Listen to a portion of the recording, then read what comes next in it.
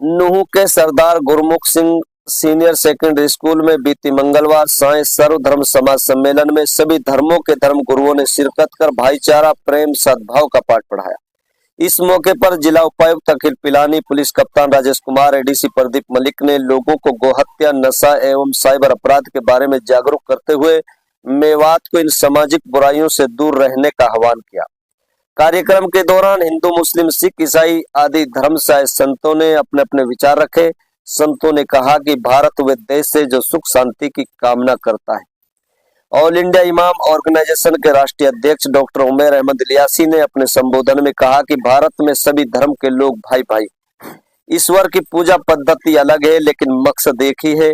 इस अवसर पर महामंडलेश्वर स्वामी धर्मदेव, गुरु सुशील गिरी महाराज, योग मनीषी आचार्य, ब्रह्म कुमार राजेंद्र, फादर जी आदि ने कहा कि इस कार्यक्रम का आयोजन सभी धर्म, सम्मान, सद्भाव, भाईचारा को मजबूत बनाने में कारगर साबित होगा।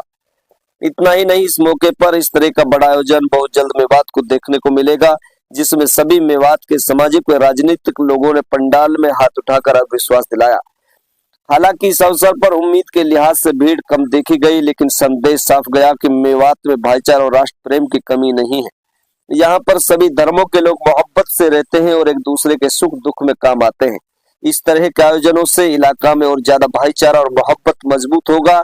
इस मौके पर मुख्य अतिथियों को दुशाला स्मृति चिन्ह देकर सम्मान भी किया गया।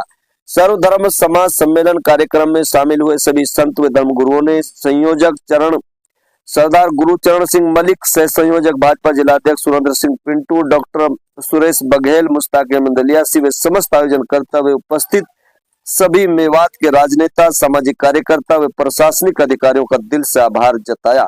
देखिए आगे की रिपोर्ट।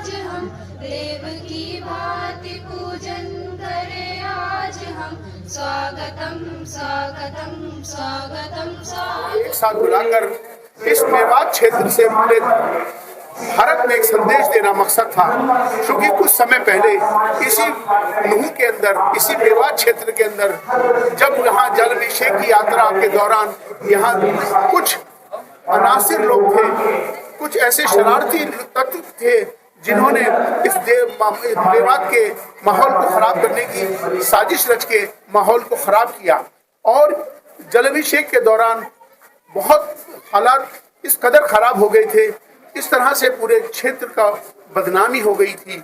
तो मुझे लगता था इस बात को ध्यान में रखते हुए कि भारतीय सर्वधर्म संसद की ओर से और ऑल इंडिया इमाम ऑर्गेनाइजेशन की ओर से यहाँ पर आज का सर्वधर्म सम्मेलन किया गया है और इसका मकसद एक ही है कि हम सबको एक होकर भारत और भारतीयता को मजबूत करना है।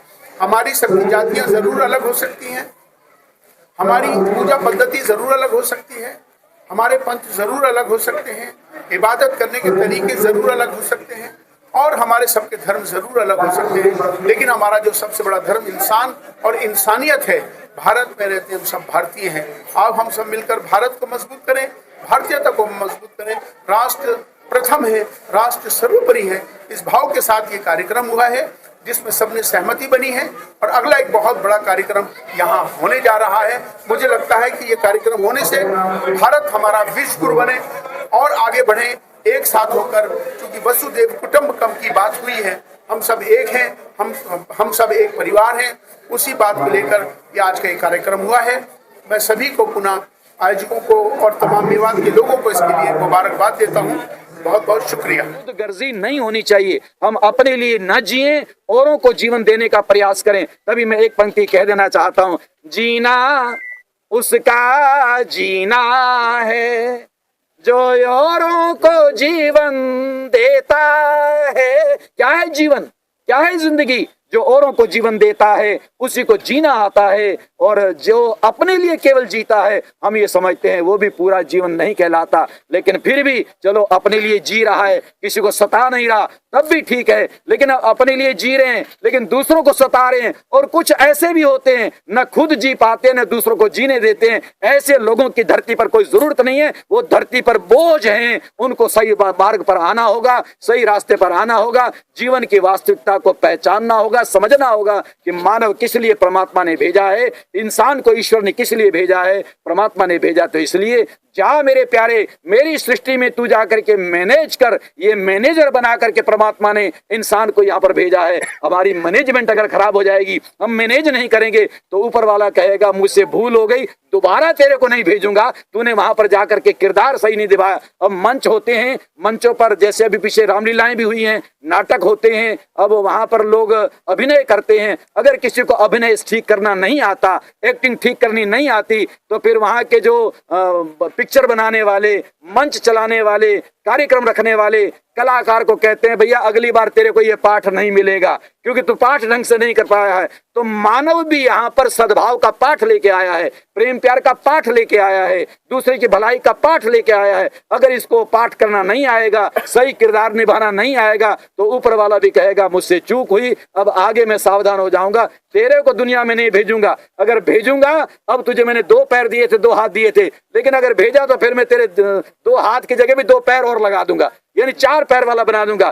तुझे जानवर बना दूंगा, क्योंकि तू मनुष्य बनाने का रहने का हकदार नहीं है। अगर तू मानवता के गुणों को जीवन में धारण नहीं करता है, तो फिर परमात्मा भी उसको फिर उसी तरह से 4 पैर का बना के भेज देता है। तो हम मानव बने, इंसान बने, मानवता के गुणों को जीवन में आत्मसात करते हुए दूसरों के कल्याण में अपने आप को न्यौछावर करें, तब जन्म और जीवन धन्य हो जाएगा। प्रभु कृपा करें।